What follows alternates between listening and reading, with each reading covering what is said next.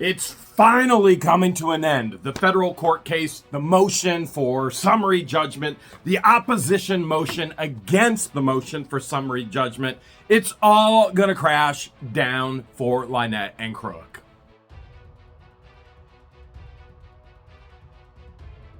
CROOK and LIEnette and CROOK, you know, the soulmates that poop in a bucket together. You know what they say? You go in a bucket together, you probably hate each other, and you live in a purgatory that you claim to have reptiles.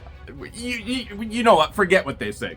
Right now, we've got this motion against Deuces. Yeah, because LIEnette didn't write this, and by no means does she understand the amount of liability he's placing her in, or CROOK is being placed in. And so they wanted the federal court to throw everything out and award them, saying they're the winners. And this is the opposition. I've not gone over their summary judgment motion because it'd be like trying to prove that the earth is flat. And we already know it's round. And if you're one that thinks it's flat, hey, see your way out. Just don't fall off the edge because YouTube is round too. Just like my dad bod. We're on page 14 of 24. Finally coming to the end of all things. We got to some samplings of the defamation from LIEnette, some samplings of the defamation from CROOK. Horrific, vile things that nobody should ever say about anybody. And frankly, in my opinion, individuals who make false statements about people, such as he's an Ohio rapist, should be held to the same consequences legally of who they are accusing of those false statements. In other words, people would shut up really quick, wouldn't they? If they knew they were lying about somebody, but they were going to be jailed, they were going to be fined, they were going to be penalized, they were going to be consequences for the lies that they told, which there are. That's why we're in federal court. So we are finally to the point at the bottom of page 14 that says argument. Remember, that's what lawyers are paid to do.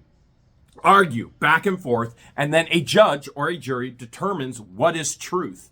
Now, they claim they have a handwriting specialist. We're gonna go through that, trust me. This is not a handwriting specialist. Oh, he's special. He's definitely special in many not appropriate ways. And he is not a specialist of anything except for scamming, which you will see the evidence for that as well. We actually have a real forensic handwriting expert. All right, argument, page 14 of 24. Let's see what we have. We're on 15. We're going to get through this whole thing. I know we are. Defendant's statements are per se defamatory. In other words, meaning I don't even have to show losses. It's so horrific. It's so bad. You get what I'm saying. Number one, the derogatory road signs are per se defamation. And what we have here is the derogatory road signs are per se defamatory. This is conceded to by the defendants. A statement is per se defamatory if it imputes to another a criminal offense amounting to a felony. Who do we know in a panel of felons that somehow claim, that LIEnette and CROOK are innocent? Isn't that interesting that guilty people rally around, birds of a feather flock together? Here's one thing I've learned very quickly in Florida. These reptile animal people are freaking insane. They're not freaking free tablet insane. They're above freaking free tablet insane. Like, these people are not right in the head at all, which is why we know more about them now. We distance ourselves from them because we don't want anything to do with their garbage, their drama, the insanity that they have in their lives, that they bring to their lives, and then they claim they are victims. Okay. So, per se is defamatory if it imputes to another, A, that a criminal offense amounting to a felony. We know a bunch of felons all over YouTube right now trying to claim that they're going to help, they're going to save, they're going to take care of LIEnette and CROOK. Okay, well, you guys can all go to jail together. Have fun. B, a presently existing venereal or other loathsome or communicable disease. C, wait, where did CROOK and LIEnette meet? Oh, their family told us. Okay. C, conduct, characteristics, or condition incompatible with the proper exercise of his lawful business. trade, profession, incompatible with the proper exercise of what? Business, trade, profession. What have they tried to do? Not only LIEnette and Crook, but then it's gone ripple effect out to others in Ohio, others into Wisconsin, others into Pennsylvania, others into Florida. And they're all going to be held accountable. They are trying and willingly, knowingly posting it on YouTube that they're trying to destroy my business and me. I think there might be some consequences for these individuals. I get it. The law system is slow. It will happen. It will happen.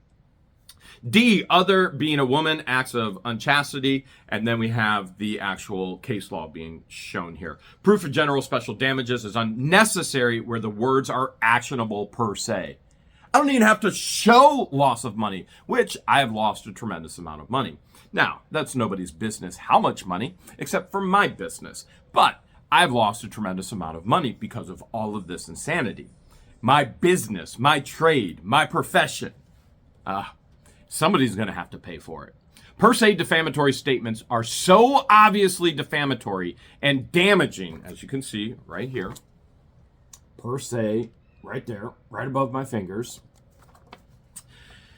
that they give rise to an absolute presumption both of malice and damage. In other words, they're doing this intentionally. Shart has done it. Deuce has done it. LIEnette, Crook, Guano, fleas that smell like cod, leeches. You got all these horrific individuals. Stupid, moronic Dave. You've got somebody who claims that they are so wise. They are so grounded in stupidity. That's what and I'm not, touching on every single one of them, but they all will be held accountable. And then what are they going to do? Cry they're a victim. I'm a victim. I'm a victim. Jeremy says he's fighting for First Amendment rights, but not mine. First Amendment rights don't cover defamation. All right, per se defamatory statements are so obviously defamatory and damaging to one's reputation that they give rise to an absolute presumption of both malice and damage. Case law.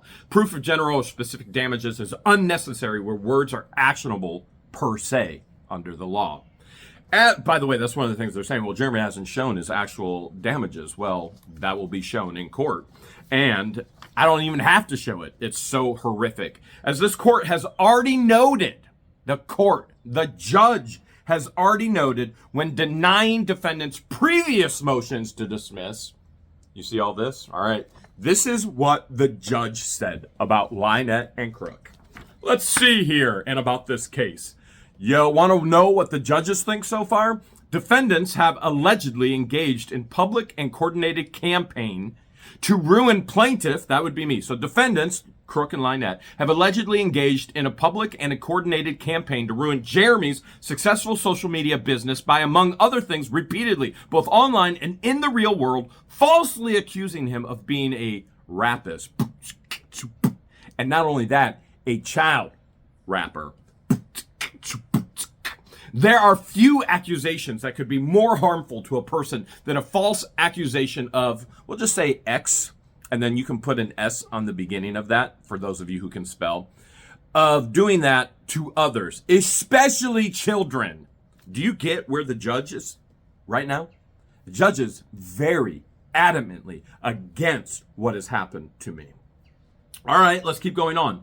That is particularly true when the falsely accused person's business, source of income are directly tied to the number of people who view, support, subscribe to his social media content. It's not difficult to see how being falsely accused of children, among with other defamatory statements defendants have allegedly made. In other words, the judge has already seen all these statements, and we have thousands upon thousands have already made, could cause the plaintiff to suffer damages in excess of $75,000, which, by the way, that is minuscule. Very, very minuscule in compared to what my damages actually are. All right. Let's keep going on. Refusing, okay, and we go on to case law where there's $8.2 million defamation jury verdict, which was awarded, which I have no doubt we will be in the millions. Now, will they be able to pay? No, but the federal government will come in, seize all assets, it'll all go up for auction. And that will be for all of these individuals in these defamation cases. It'll be for LIEnette and Crook. It'll be for Guano. It'll be for Leeches. It'll be for Swamp Butt. It'll be for all of them. They will have nothing. And just because they're putting things like Guano has put his home in his mom's name to try and protect himself, judges and the court system will not allow that. You know, Swamp Butt has put everything in his wife's name because he's a felon already. He's already done time in jail. That will not, it all goes together. Everything will be lost. All right. So we've got $8.2 million. This is the judge citing case law. We've got $700,000 that was awarded, and it goes on and on and on. That's what the judge had to say there. Boy, you think it's over for LIEnette and Crook? Well, we'll go to court, and a judge or a jury will decide. A statement is per se defamation if it imputes to another a criminal offense amongst a felony, presenting existing bad diseases because you were doing something you shouldn't, you know, pole dancing. Whatever is happening to that pole, you want to make sure you clean it with bleach afterwards. Clorox bleach. Don't skimp on that. Don't go that cheap stuff. Go the good stuff. Clean that thing up. Conduct, characteristics, conditions incompatible with the proper exercise of his lawful business, trade, profession, office, or being a woman that acts of unchastity, saying that a woman was unfaithful. It's defamation. It's per se. You don't even have to show damages. Again, we have case law. All right. The significance of the classification of communication as actionable per se lies in the fact that its victim need not plead or prove malice. I don't have to prove anything. Just that they did it. I don't have to prove damages. I don't have to prove the malice. The malice is already, the intent of malice is already there because they said it. In other words, you don't have to prove that they did it with malice. They did it already. The fact that they did it proves there was malice, except where a privilege is involved, and that is not in this case. Or special damages because of malice and occurrences of damage are both presumed from the nature of the defamation. We also have more case law, all right? Such a presumption is not an ordinary presumption of fact, but it's a presumption of law, and it is not therefore dispelled by the production of evidence. All right, let's keep going. Given the facts presented in this response, there are two applicable grounds for Mr. Hales to proceed under defamation per se. These statements are by Preston and Cook, or LIEnette and Crook. Number one, accused a person of a felony. Number two, impugnant of the person's trade or profession. So when they stated that I was a kid, you understand that's a felony. That's the most heinous, hideous thing you could ever accuse somebody of. And then others have gone on and done that as well. They will be held accountable for that. Others will be held accountable for that. Others, all of them. You want to be on that bandwagon? Jump on. Coming for you. All right. And number two, impugnant of person's trade or profession. They've done all this to try and destroy my income and my business. Defendants, so there's 2 points under law that says this is defamation by per se. It's number one, a felony. Number two, they're trying to destroy my business. And they're very, very clear about it. How many video clips, could you imagine how many video clips that we're going to be showing in court? But it won't just be LIEnette and Crook. It'll be many others as well. And whether we actually show those other court cases is still up in the air. We'll show when we win, that's for sure. Defendants claim there's no evidence. Defendants are claiming there's no evidence of derogatory signs. So LIEnette and Crook, under the control, complete and total superpower control, a super deuce, the most powerful deuce that's ever been dumped. Dang, I wonder if that schnoz smells his own deuce. Smells it, just... That'd be bad. Were placed around road signs. Now, remember, this is deuce stating that there were no proof of the signs. It's comical at best. Considering we have all of them, we have a forensic handwriting expert, an actual real forensic handwriting expert, who's already done all the forensic science on them, were placed around the road surrounding Mr. Hale's property in Levy County, Florida. But the materials cited, supra, and in this record, show that the derogatory signs were written by Miss Preston, LIEnette, and posted by Crook around the roads surrounding Mr. Hale's property in Levy County, Florida. Which, again, a viewer gave us a great idea. Why not just subpoena their GPS from their phones? But also, you guys have all stated she bought a brand new Jeep Gladiator. It has GPS built into it as well. We can actually go to that morning and we can see where every single stop was in their vehicle. And then we can compare it to where Brett and Therese and then Zim found all the signs.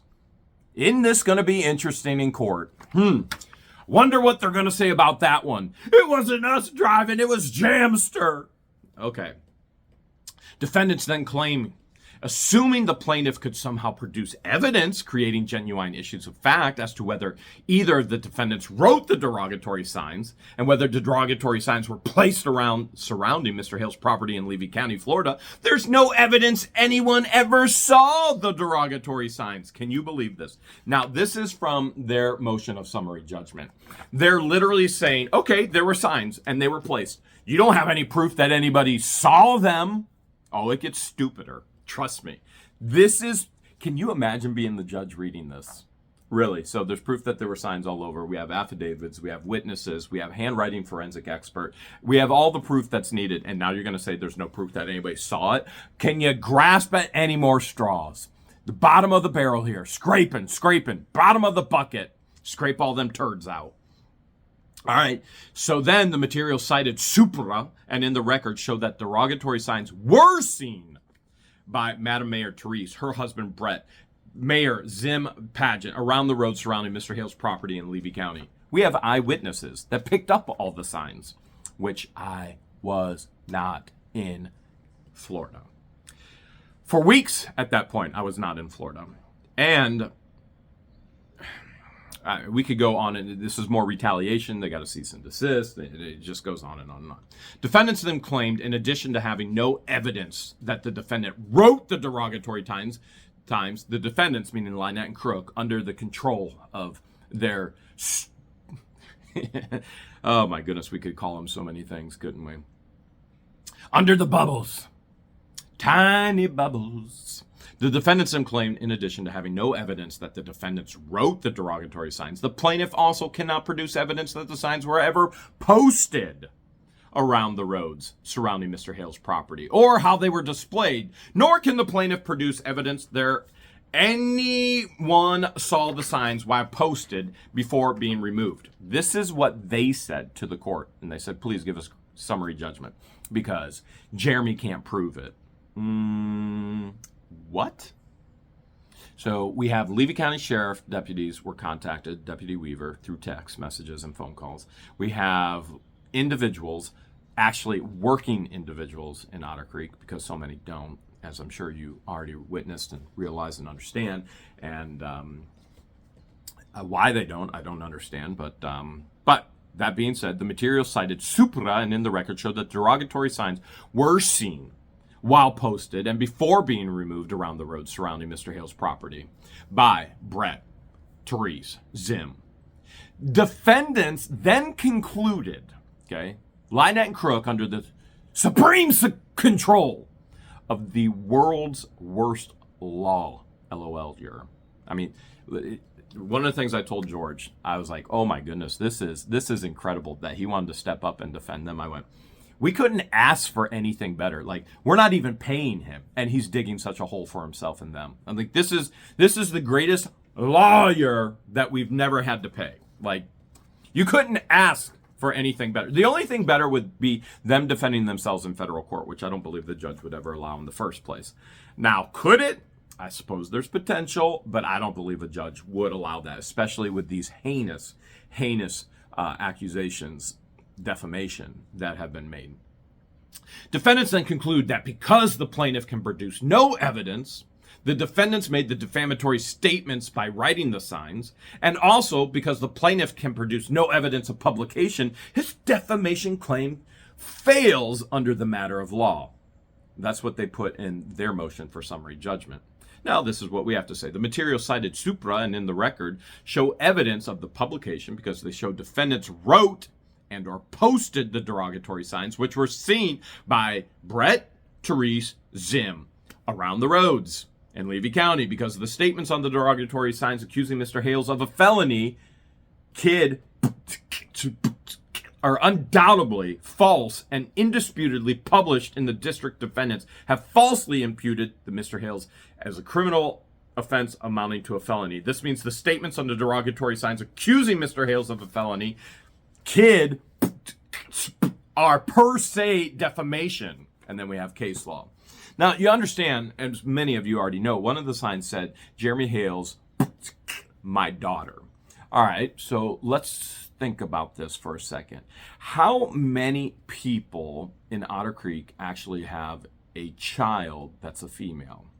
All right, let's think about it. And one! Not that it's hers. Not that any legal proof has been shown that it's hers or his. Not only that, you know what? Well, let me back up a little bit. LIEnette has been very vocal on Facebook that the child is not Crook's, that she alone, as a single mother, a disabled single mother, is raising this disabled child, and she has raised 21, 27, I don't even know how many kids and grandkids, all alone as a single mother, and yet she's been married 7 times. I'm not understanding where the single mother aspect comes in. And she calls Crook daddy to the child. But then to milk the system for money. She's a single mom. Oh boy. This isn't the first time LIEnette has talked about posting signs. As a matter of fact, I'll show you some of the communication she had with somebody else. This is somebody that will be a witness in the federal court, where she has actually talked about these signs. And as you can see right here, this is LIEnette right here. Now, she's changed her photo to a sloth. She keeps changing it. But what I'm going to read to you is this. And so this is from a mole. And the mole says, have they served him? And she goes on to say, I have no idea. But one of my friends just messaged me and said that he said on his... Whoa. What's that word? She said she doesn't use that language. Right up there, above my finger. What's that word? LIEnette says she doesn't use that language. Why isn't the other side attacking her for using this language? I mean, they want to attack me if I used foul language. I claim to be a Christian. I don't just claim it, I am. She claims to be a minister. I would say that being a minister is a whole lot. There are higher standards, biblically higher standards. Now, let's keep in mind, she is not a minister by any stretch of the imagination. She doesn't even know what the word means, let alone, I mean, I could go on and on about that. The way that she let's just keep going. I have no idea, but one of my friends just messaged me and said that he said on his effing video, excuse my language, that every time he drives by our house, we have to run into our houses. That's such, another bad word, BS. He's a effing liar, and I'm getting so sick of his lies. I'm really getting sick of them. Now, there was a video where I had stated that if we drive by with the civil protection orders, they're going to have to remove themselves and go to their house. Now, why did I say that? Because my lawyer told me that's what would happen in court with the civil protection order. That did not happen with the civil protection order. So my lawyer was wrong, and I was wrong. What the judge in Ohio did is stated that anytime we're on our respected properties across the street from each other, that there is a 10-foot, not a 500-foot, only when she's on her property, he's on their property, and we're on our property, is it 10 foot. Now, the road is 12 foot. Actually, it should be maybe a little bit more. It should be a little bit more than that. So they must be 10 feet away if they're on their property. That means if I'm driving in the road, Crook has to be 10 foot away, which is why when I drove by, I gave him every opportunity, 10 feet, 10 feet, 10 feet, and he broke it, right?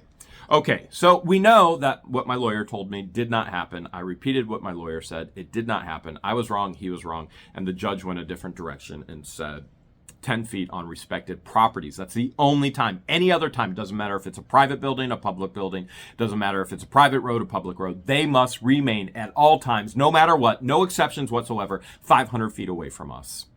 That means a Otter Creek Festival. That means in Cedar Key. That means if we show up at the flea market, which I have every intention of going to the flea market once I get back in just a couple weeks. So we'll see how that goes. I will be at the flea market. 100%. I will be there every Saturday. And I found out something about the signs. Oh yeah, the gloves are off. LIEnette doesn't know. She's met her match. And I found out something about the signs today. So now you realize she's discussing this with a mole about the signs, okay? Listen to this. She's now going to claim it was Russ the Sus that wrote them. Isn't that funny? So here's the funniest thing, okay? The leeches, they tried to look at my handwriting and compare it to the signs, and they said, no, it can't be Jeremy. It's not Jeremy. His handwriting is too distinct. Then, now they're claiming, oh no, we have an expert. It's Jeremy. It's Jeremy. Isn't it funny how the liars continue to change the story? LIEnette is claiming now it's me. And beforehand, she was claiming to the moles that it was Russ. We're going to get to it right here. And this will be a witness in federal court.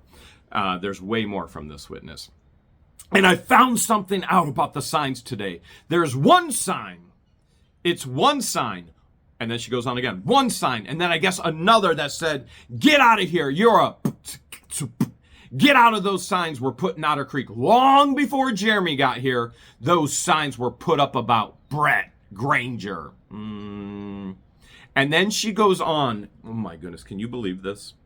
She goes on to say that Brett did the exact same thing that she's accusing me of. Can we see a pattern yet? Every single person who doesn't give her what she wants, what happens? It just goes on and on and on. It says, and it was about Brett because he, a woman in Otter Creek, but the mother won't report it. Oh, so now it's this story just goes in. By the way, none of this is true. And frankly, I don't even know if Brett knows about this. I might have shared it with him in the past. I might not. But the reality is now we have what? Yeah, we have an entire another defamation case. If Brett wanted to, Brett, you can file defamation right now. Right now, you're a resident of Tennessee. This will be in federal court. She has said the exact same thing about you and Lloyd and Crook and Landon and. Okay. And she's afraid of what Brett will do to her, and he doesn't want to put her daughter through it. Really, a mom's not going to report it. This is such BS. Well, by the way, that's the word she used. So anybody who wants to attack me for saying BS and go, well, you're a Christian. A word is a word. I mean, come on. It's so funny because there are people who are going, Jeremy, you claim you're a Christian. You're calling these people fools. Jesus called the Pharisees and Sadducees, whitewashed sepulchre, serpents, and he went way worse than that. And you're going to tell Jesus he's not a Christian? Please, I want to watch that. All right, and he doesn't want to put her through this, and the town knows it's true. And that's where, so she's claiming now the signs came from Russ the Sus, and you see this, right? That's where those signs came from. She's now claiming the signs were Russ the Sus. Wait, we didn't even get to the Russ the Sus part. I got to get to that. So you'll see it here in a second. All right. And LIEnette goes on to tell him the H is very distinct. All right. This is further communication. That H is very distinct. This is LIEnette saying this to the mole. Neither John nor I write like that. And I believe it or not, the true Otter Creek residents hate him. Well, frankly, I could care less whether anybody hates or likes me, except for those in my immediate sphere of influence, which I keep very small because everybody's always trying to get something from me. So, in all reality, it doesn't really matter that much to me. What matters is, number one, what does God think about me? Okay. Number two, George and my employees and my closest friends. And that is a very, very, very small circle. Other than that, friends and family, random people in Otter Creek, okay. And yet every single one of them came to my dollar sale. Every single one of them came to Otter Creek. Well, they may hate me, but they love my sales. They may hate me, but they love getting free stuff. And if they have hate in their heart, that's their issue. But the reality is, where do the Otter Creek residents go when they need help?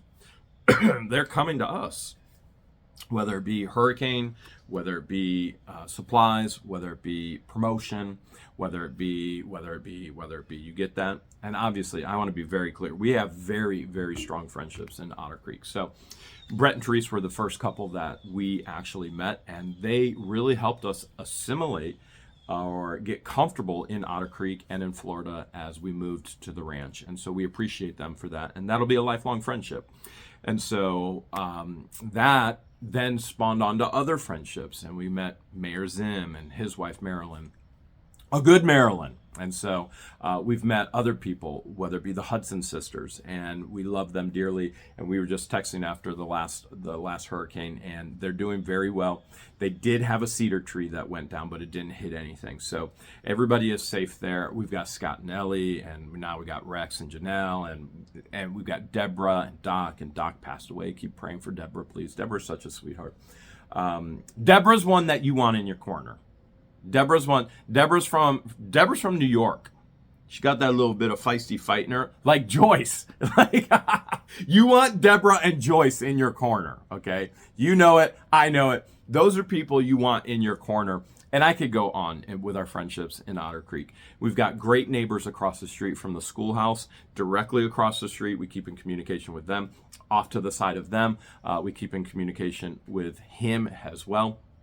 And he is a viewer and a supporter, and I could keep going on. There are people that I missed for sure. You know, there's Sissy and Johnny, and we have fallen in love with them and their friendship as well.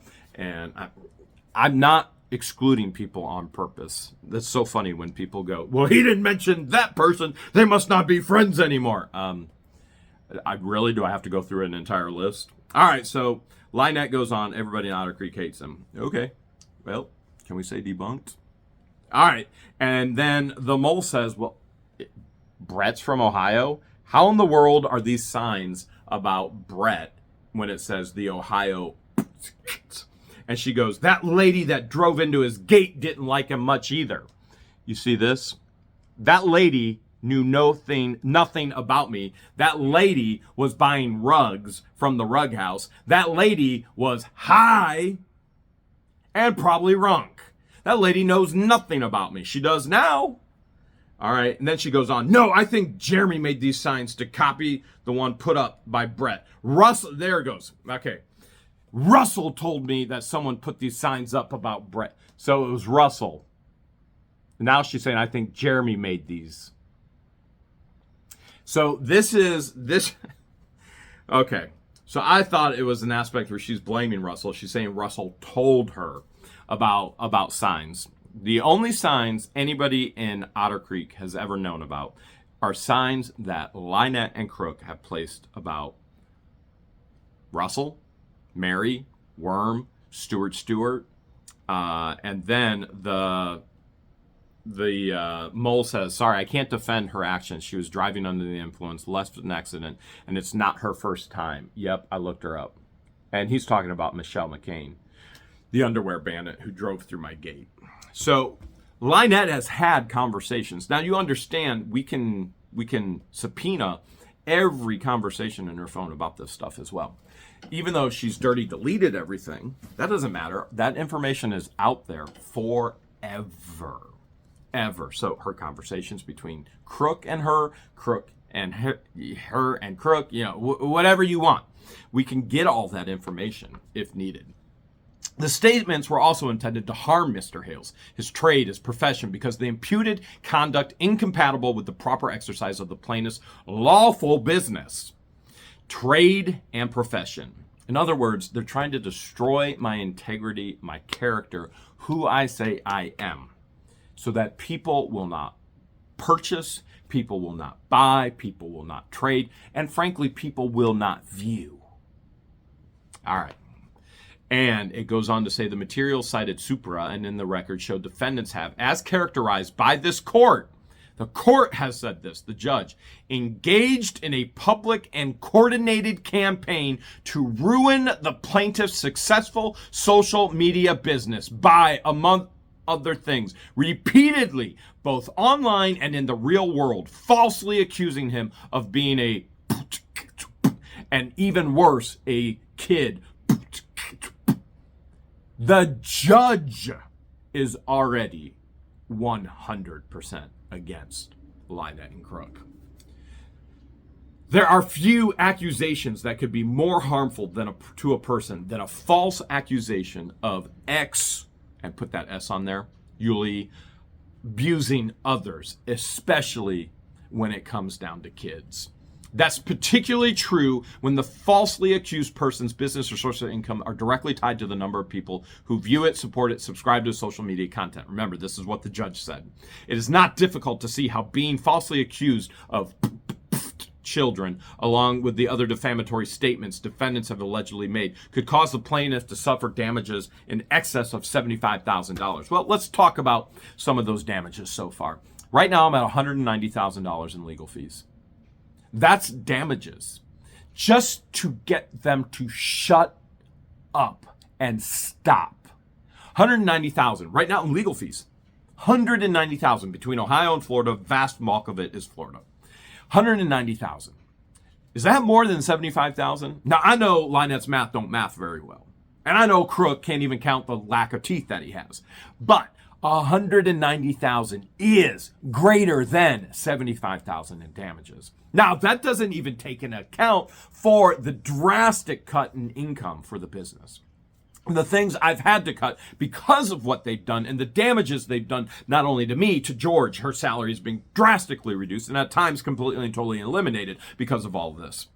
Because we haven't been able to finish the schoolhouse. We haven't been able to do many different things. We were going to do Christmas in the Creek North and South this year, which will not happen. You understand the damages go well beyond just us. It trickles into all of Otter Creek. It trickles into Levy County. It trickles into county here in Ohio, into the many kids that could be happy, but they won't because of these dirty, nasty, foul, vile accusations from these people. All right. Number 2, page 20 right there. Number 2. The defendant's statements imputed conduct incompatible with the proper exercise of the plaintiff's lawful business, trade, and profession. The material cited supra.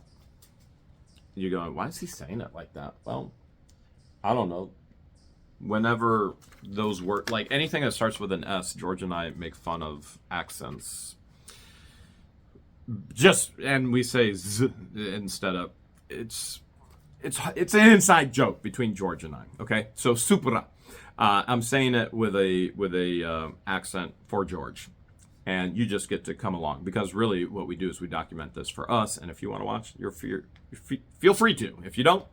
All right. The material cited in supra, George, and in this record show because plaintiff is also known for and relies on his virtues in order to receive subscribers for What the Hales and all of his professional social media business platforms, providing ongoing programs, maintaining relationships and goodwill with them because plaintiff relies on his virtues as his reputation will determine the amount of subscribers for What the Hales and all his professional and social media platforms. The statements on the derogatory signs accusing Mr. Hales of a felony kid affect plaintiff in his trade and profession. What that is saying is, I rely on who I am and who I say I am. In other words, when you see me, you can trust me. If you give me money and you say this money is to be designated for, let's say, for example, the Hudson sisters with the storm and they had a tree fall on the vehicle and money was given towards that. On camera, you saw that was given towards the Hudson sisters. You can trust What the Hales. If you give items, whether it's been socks or gloves or jackets or hats for Cedar Key and the food bank, you know that's going to the food bank. If you give towards, it could be anything. If you give towards Christmas in the Creek, you know it's going to happen in Christmas in the Creek. And this is the most crazy part is there are haters out there, which again, remember, hate just comes from their own jealousy. They go, how dare you show what you do and what you give? Oh, how dare Jesus show what he did? He was setting an example for us. Oh, now they're going to go, well, Jeremy thinks he's Jesus. No, I don't think I'm Jesus. Jesus says, be a leader, show the example. If we don't show, they go, well, your right hand shouldn't know what your left hand is doing. How about I continue to show what good can happen when we give and are wise stewards of money, and we encourage others to do it. If we don't show it, it doesn't get done. But, those people don't have common sense, so they struggle up there. It is 100% okay to show giving. It is 100% okay to encourage giving. It is 100% okay to openly give. And I'll continue to do that because that's one of the things that God has wired within my DNA. I couldn't change that any more than I could change my eye color. And you can go, well, you could put in colored contacts. That doesn't change the base eye color. Who I am as a person is a wise steward of funding, and I love to give. It's never going to change. Now, it may, like putting a contact in my eye and block it for a little bit. This federal court stuff is blocking what I truly would like to be doing with giving and fundraising and things along those lines. But it will never change who the heart of me is. And you can still trust that we're going to continue to move forward and do more things. Therefore, the statements on the derogatory signs accusing Mr. Hales of a felony, you get it. Imputed conduct incompatible with proper exercise of plaintiff's lawful business, his trade and profession. And then we have citing of law here. Concluding defamatory statements was actionable per se because it was characterized plaintiff, a financier and a businessman, as a person whom commercial relations were undesirable, and as such incompatible with the plaintiff's ability to conduct a lawful business. Moreover, the material cited supra and in the record, not involving the derogatory signs, shows that the plaintiff is also known for and relies on his virtues in order to receive subscribers for What the Hales and all of his social media platforms. All right, you're getting this. I know you are. And I realize you understand this as well. You are of the vast majority that has a brain, knows how to think, and looks up evidence. And you don't just take it at face value. When I say, hey, this is what I told you, you don't go, oh, Jeremy said it, therefore it's true. You go and you discover and you go, oh, well, this did happen. Yes, this is true. And you verify it yourself. You have a brain, you know how to think. Now, the small percentage, no brains, no thinking. It's pretty destructive. All right, providing ongoing programs and maintaining relationships and goodwill with them because the plaintiff relies on his virtues as a reputation will determine the amount of subscribers, What the Hales, and all of his professional social media platforms. And others posted statements on both Miss Preston, Mr. Crook. By the way, every single hater that is posted on any other channel, I'll never watch Jeremy Hales, I'll never watch What the Hales again. I unsubscribed. Thank you. Because you just proved the drastic damages of this defamation. Where you think you're helping LIEnette CROOK, no, you just helped me. And that's how freaking stupid you are. Oh, wait, did I just offend somebody by calling somebody stupid? Hey, Jesus, what would you call them? Okay, serpents? Uh-huh. Yep. Whitewashed sepulchers, in other words, fake? Yep. Okay. All right. Take it up with Jesus. All right. Both LIEnette CROOK, not related, let me go back to his personal social media platforms. The other posted statements of both LIEnette CROOK, not related to derogatory signs. So everything else posted, accusing Mr. Hales of, you get it, also affected his trade and profession. These include, without limitation, stating that Mr. Hales bullied our town clerk into a stroke. That's false and a lie. Everything he says is a lie about the people in Otter Creek. That's false and a lie. I share exactly what happens. I tell it the way it is, and you've seen the proof of it and the evidence. Mr. Hales is corrupt. Mr. Hales is a stalker monster. Mr. Hales is a cult leader. All you people out there that are posting that I'm a cult leader, and this is What the Hales is a cult, you think this isn't going to come in court? You think this isn't coming back on you? You're literally seeing it in court.